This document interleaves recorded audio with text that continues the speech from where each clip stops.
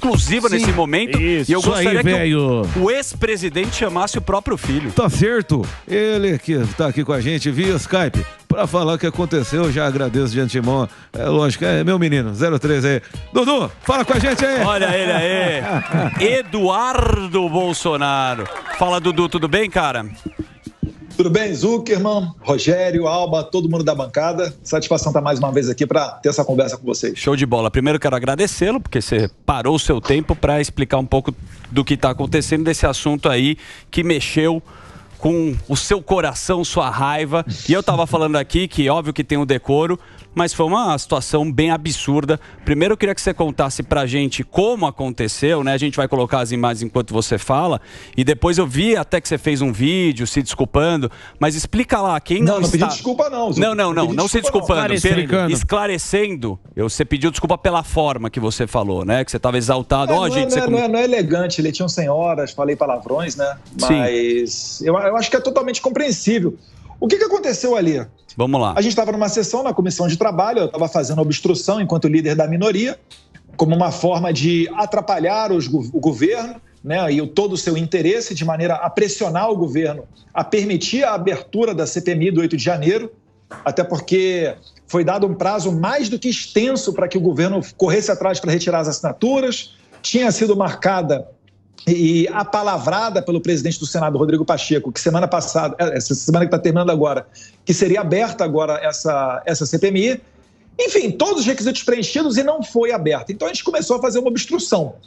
Lá pelas tantas, nessa comissão, o deputado Marcon, do PT do Rio Grande do Sul, começou a fazer deboches com relação à facada ao meu pai, né? No começo, eu inclusive estava respirando fundo já várias vezes e ele se sentiu à vontade para ir adiante. Começou a falar que a facada era fake, né, que foi uma encenação, muito estranho, e inclusive que sangrou pouco. Quando ele falou que sangrou pouco, eu não me contive, eu fui para cima dele, porque muitas das vezes, né, o deputado está ali seguro de que nada vai acontecer, que vai ficar naquele ambiente de debate, só que isso daí foge muito ao ambiente de debate. Né? A gente não está falando simplesmente, inclusive, né, que já não seria simples, né, mas uma tentativa de homicídio. Também era a figura do meu pai. Poxa, eu vi meu pai ali com as tripas todas para fora, praticamente. Né, eu, meus irmãos, minha família. Ele, por um milagre, não faleceu. E depois ouvi chacota, entendeu? Da esquerda, que não tem qualquer tipo de escrúpulo, de caráter, de tentar dar contornos de que isso aí foi falso, como se tivesse tido uma armação entre o Hospital Albert Einstein ou a própria Polícia Militar, que levou de helicóptero meu pai até o hospital, o doutor Macedo, enfim... Uma história sem pé nem cabeça. Então a gente tem que demonstrar que isso não pode ser aceitável, né? Eles falam tanto em negócio de crime de ódio, mas eles ficam estimulando a todo momento esse tipo de conduta. E aí quando a gente reage, que é o que se espera de um filho, né, eu ficaria muito incomodado se numa cena dessas o filho não reagisse em defesa do pai. Aí sim é que eu iria dormir de maneira não tranquila. Eu acho que, inclusive, os apoios que eu estou recebendo, não só de parlamentares e de outras figuras, demonstra que eu tenho a razão. Certo. E a gente tem que aqui carimbar que a gente conheceu um pouco dos bastidores dessa história, até quando o Bolsonaro tomou a facada aqui, a gente conhece o hospital, o médico, o próprio Fábio Van Garten estava também nessa história, a gente sabe bem os bastidores. Quantas pessoas precisariam estar envolvidas? Não dá nem pra brincar, né? Nessa farsa, tá louco. Mas sabe que eu queria saber do time dessa história, que também parece que o Adélio tá sendo... isso que eu ia perguntar pra ele. Pode deixar o Sami falar, fala aí, Sami. Teve um caso que eu citei há pouco, eu não sei se você conseguiu acompanhar o programa, Eduardo, que foi do Adélio. A Polícia Federal fez uma operação de busca nas casas dos advogados do Adélio, que supostamente estaria ligado ao PCC. O que chamou a atenção é que, diferente de outras operações, essa não foi anunciada quando fizeram as buscas. Sigilo, normalmente né? faz. E, aparentemente, o governo manteve em sigilo, o que é estranho. E aí, eu queria saber a sua opinião. Não, Sami, é normal. Esse governo aí, né? Eu entendi a sua pergunta, né? Eu vou iniciar a resposta. É que para esse governo, o petista querendo a verdade, gente, desconfie. Eles fogem da verdade igual o diabo foge da cruz. Tudo para eles é narrativa. Eu estava acompanhando, Sami, vocês conversando com o Nicolas Ferreira anteriormente, e você vê só, aconteceu o que aconteceu na escola em Blumenau. Qual é a preocupação da esquerda? É criminalizar a oposição. Eles querem botar a gente na cadeia. Olha as imagens que vieram à tona. Me vem logo à cabeça aquelas senhorinhas, né? Aquele pessoal rezando, Pai Nosso, pessoas acampadas em frente ao QG. Essas pessoas passaram mais de mês numa penitenciária. É o tipo de gente que não merece passar nem na porta de uma delegacia para testemunhar ou para ser interrogada. Os caras olhando essas imagens e sabiam de tudo. Esse é o tipo de gente com a qual nós estamos lidando lá em Brasília. Esperar a honestidade desse pessoal é impossível. Agora, retornando à questão do Adélio, eu não ficaria nada surpreso que tivesse algum envolvimento dos advogados do Adélio com o PCC. Primeiro, porque o Marcos Valério, né, falou em delação premiada, homologada pelo STF, que o PCC tinha dinheiro e esse dinheiro era lavado e depois abastecia uma parte aí o PT, alguma coisa nesse sentido. Depois, se nós retornarmos ao início do governo Bolsonaro, o então ministro da Justiça, Sérgio Moro, ele começou a enrijecer alguns direitos dos presos.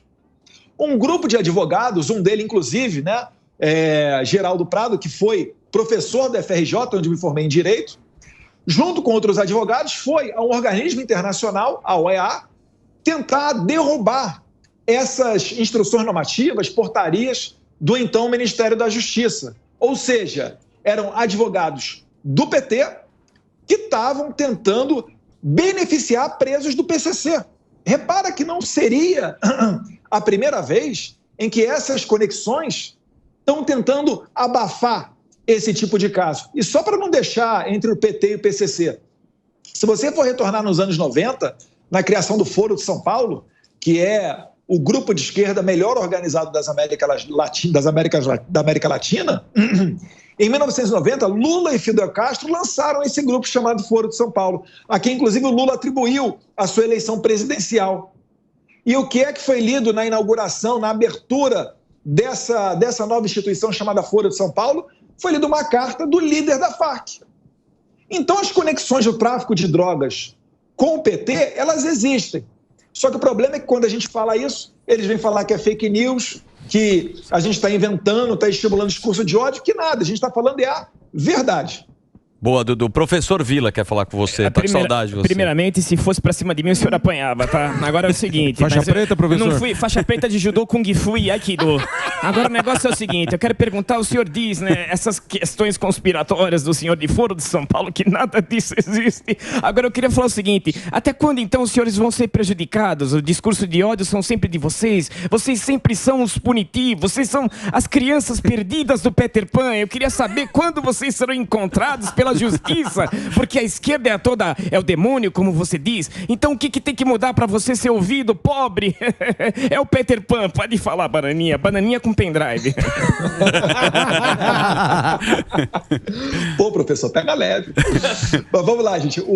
A pergunta é interessantíssima, Alba.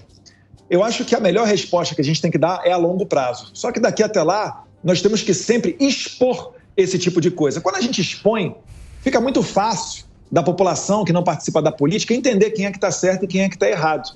E isso daí enfraquece a esquerda.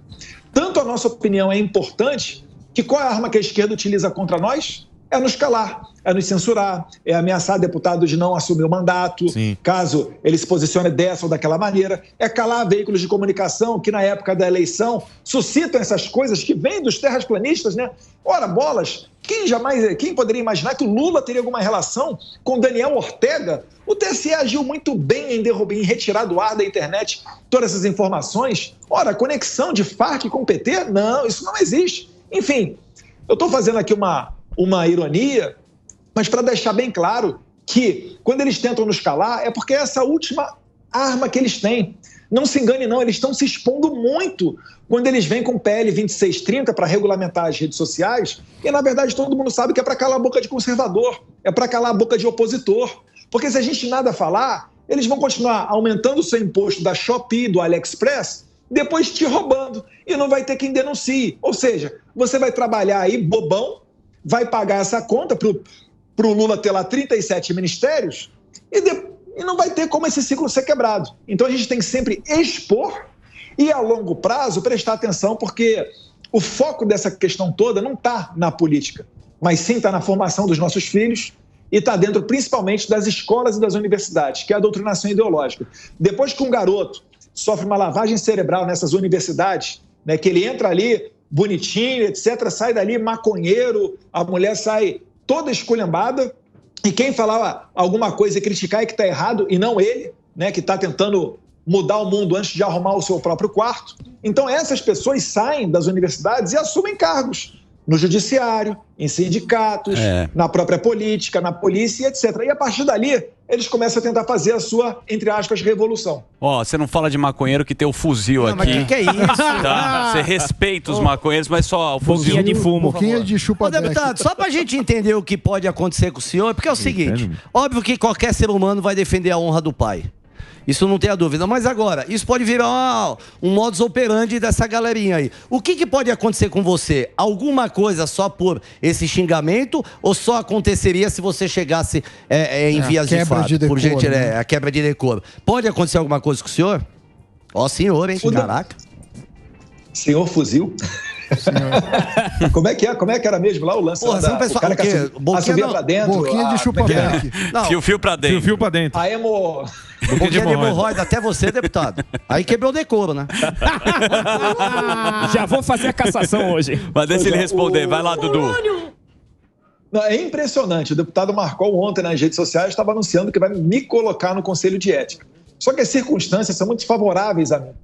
Em que pese eu ter falado ali palavras de baixo calão, palavrões, etc., qualquer um conseguiu entender que foi uma provocação muito fora do normal, muito fora das 4 linhas, para utilizar uma palavra da moda.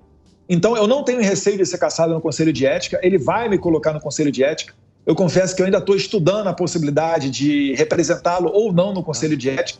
De antemão, o presidente do PL, Valdemar da Costa Neto, já falou que me apoiaria e é necessário, para que você ingresse diretamente no Conselho de Ética, um presidente de partido assinando a peça inicial. Tá? Eu, enquanto deputado, eu não posso jogar outro deputado no Conselho de Ética. Eu posso denunciá-lo à corregedoria. E se o corregedor da Câmara, que é um deputado, entender que existem ali, né, todos os requisitos preenchidos, aí ele manda para o Conselho de Ética. Mas é muito anormal disso acontecer. Então, retornando ao fuzil, eu estou bem tranquilo, porque eu sei que eu estou com a razão. As imagens estão aí para todos verem a provocação que foi dada. E qualquer um que se coloque no meu lugar teria tido uma atitude semelhante ou, quem sabe, até mais agressiva. Não dá pra aguentar. Falou do pai numa história que... Não é só do pai, né? É uma história que é um absurdo. Toda a história. Não tem nem como... Isso daí, o que eu falei, não tem decoro pra isso. Eu pergunto... Zuckerman, perguntar pra vocês aí, o que aconteceria se a gente começasse a debochar de Marielle? Não tem, e não dá nem dá pra entrar nessa. Dia seguinte, deixa eu falar de um assunto delicado que a gente tem pouco tempo e te agradecer de novo que você tá com a gente. O Sami tem uma breaking news aí. Tem. Sim, na verdade, mas é o seguinte, a história das escolas aí, que é um assunto muito delicado, cara, e você tem um pouco de propriedade pra falar sobre segurança, né, que é um assunto que eu sei que você gosta, e a gente viu o Fuzil fazendo essa reportagem, tá saindo um monte de às vezes é fake news, a gente não sabe que é verdade, tiveram, né, as histórias que a gente já sabe, né, no Sul, aqui em São Paulo também. O que você acha desse assunto? Qual que você acha que tem alguma solução na tua visão? E depois o Sami traz a breaking news aqui.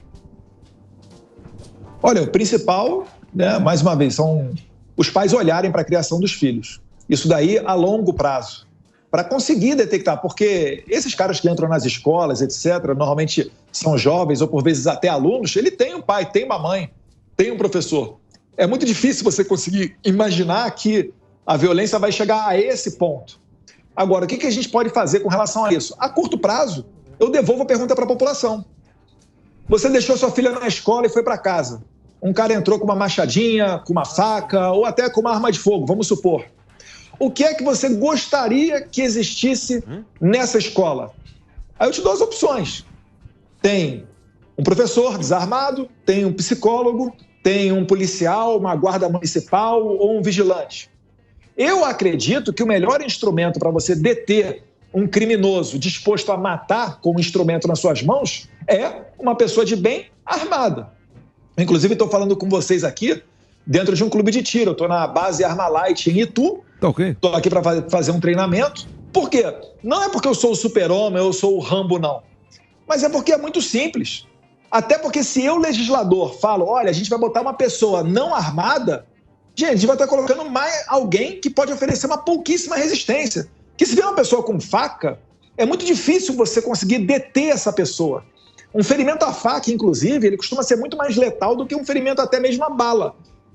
que vem de uma arma de fogo. Eu protocolei um projeto de lei junto com os deputados Gilvan, da Federal do Espírito Santo, e o sargento Faur, do Paraná, para que a gente possa, pelo menos, abrir o debate e começar a discutir isso. Algumas pessoas já me falaram, Eduardo, mas isso vai encarecer a mensalidade da escola, vai encarecer o gasto público. Eu falo, gente, a gente guarda dinheiro no banco e o banco tem segurança armada 24 horas por dia. Os nossos bens são o nosso maior patrimônio. Se a gente não estiver disposto a trabalhar um pouco mais ou botar um pouco mais da nossa poupança para assegurar a segurança das nossas crianças, poxa, a gente vai trabalhar para quê mais? É complicado o assunto. Ô, Dudu, deixa o Sami falar qual que é. Só uma breaking news da Paulinha, que a polícia prendeu 8 adultos e 27 adolescentes por ameaças às escolas. Então são pessoas que estavam divulgando um material sobre os atentados. Teve alunos que estavam levando faca na escola, mas eles alegam que essas facas eram para se protegerem. Mas de qualquer forma a gente vê a polícia fazendo isso.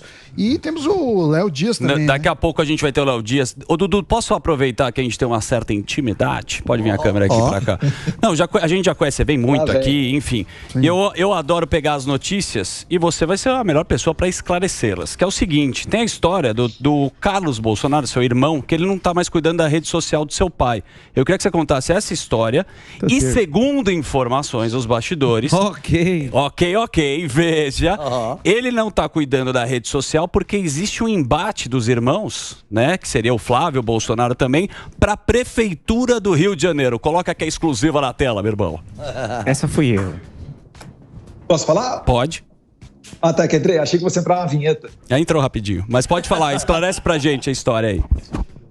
Zuckerman, eu não falei com o Carlos Bolsonaro acerca desse episódio. O que eu sei é a mesma coisa que vocês sabem, né? Ele deu uma tuitada, ele não costuma ir no detalhe, então fica algo meio genérico, meio nebuloso, mas eu acho muito difícil que tenha sido por conta de uma candidatura à prefeitura do Flávio Bolsonaro, tá?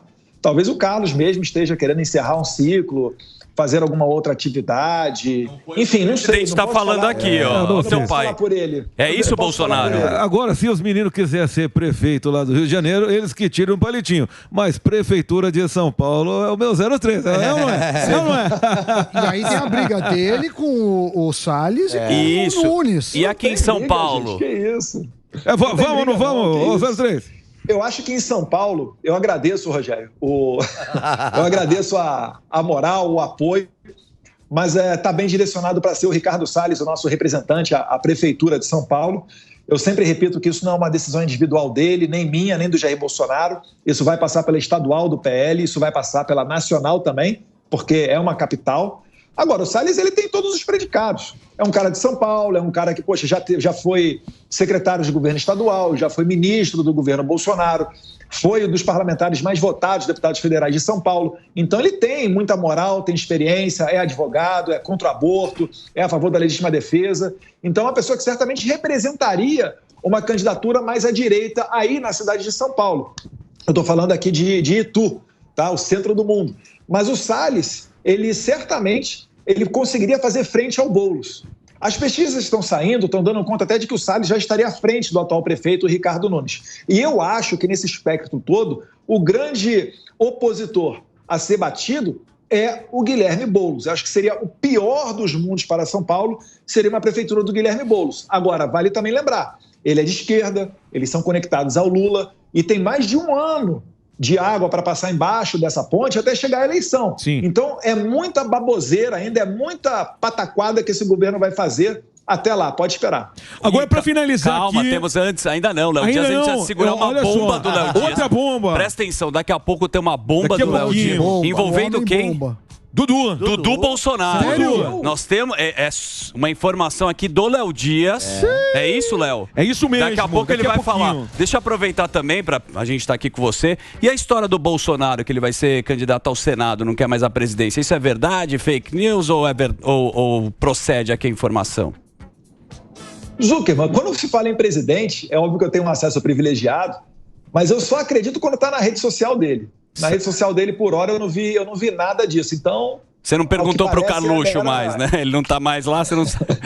Mas, cara, é o seguinte... É mera especulação. Pergunta no Dia dos Pais e no Dia dos Pais você pode falar. Na cozinha. Bom, primeiro de novo eu quero agradecer... Carlos é o cara das redes sociais, poxa. O presidente Bolsonaro, na primeira entrevista dele no Jornal Nacional, ele elogiou o Carlos. Exato. Pela condução das redes sociais. E é chato ficar respondendo inbox também, né? Dá muito trabalho. Muito nude também. Isso, tem que tomar cuidado também, Dudu né? é desejado. Ô, Dudu, a gente pode colocar aqui uma bomba sua? Tem uma bomba? Na Bomba verdade... Calma aí, Léo. É isso mesmo. Tem o cara deu entrevista pra gente. É foi isso legal. mesmo. Você pode falar da bomba que tem sua aqui ou não? Você permite? Eu não sei o que é não, mas... Então, Léo Dias. É isso mesmo, todo mundo aí, ó, tá repercutindo nas redes sociais um vídeo do seu pai comemorando a segunda gravidez. Vai ser papai de novo e temos... Olha aí. Parabéns pro papai. Ele não entendeu muito. Se vocês repararem, esse vídeo teve que ser editado, ó. Olha só, deixa eu rolar.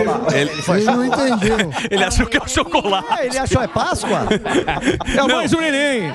Não percebeu. A Michele que abriu o olho dele.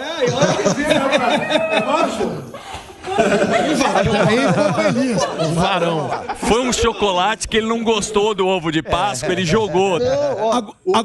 Agora a pergunta que a gente quer fazer. Você pode revelar pra gente aqui qual vai ser o nome do neném? Essa é uma decisão que não compete exclusivamente a mim, mas em princípio estamos aí entre Henrique e Pedro Henrique. Vamos fazer uma enquete aqui no Pânico, Henrique ou Pedro, vamos ver. Nome composto. Mulher, ela falou, não faz isso não. Ô, Dudu. Um monte de gente sugerindo. Não, eu falo Pedro Henrique, sabe o que o pessoal fala? Ah, legal. Então bota assim, Jair Pedro Henrique. Nossa senhora. Coitado da criança. Eu falei, não, isso moleque, não. Imagina, Jair Pedro Henrique. Pedro Henrique. Não, ó, de verdade, Não, a gente quer desejar aí parabéns pro pai da criança, né? Que é muito legal. Não sabemos. Ô, Dudu, Ô, louco. brincadeiras à parte aqui, eu quero agradecer de verdade sua participação o Nicolas aqui. não respondeu a sua pergunta sobre a noite de núpcias, hein? Ele fugiu da pergunta. Fugiu. Mas a gente vai fazer uma despedida, a gente vai chamar você também. O Morgadão de Gilberto Barros vai fazer. Direita festiva. Água na Carol. Agora, Carol, as strippers do Brasil. Quero agradecer, esse aqui foi o nosso querido Eduardo Bolsonaro. Boa sorte aí pra você, obrigado aí pela entrevista e tamo junto, cara. Obrigado, Zucca. Obrigado a todo mundo aí do Pânico. Meu Instagram é o BolsonaroSP. E chamar todos vocês que são praticantes do esporte a continuar praticando o tiro, o seu lazer, a sua família, em que pese o governo aí ser contrário. A vida continua e tá todo mundo esperando vocês aqui nos clubes de tiro de braço aberto. Boa, garoto. A gente vai levar o Alba lá de Rambo. Dudu Bolsonaro. Vamos fazer um break agora?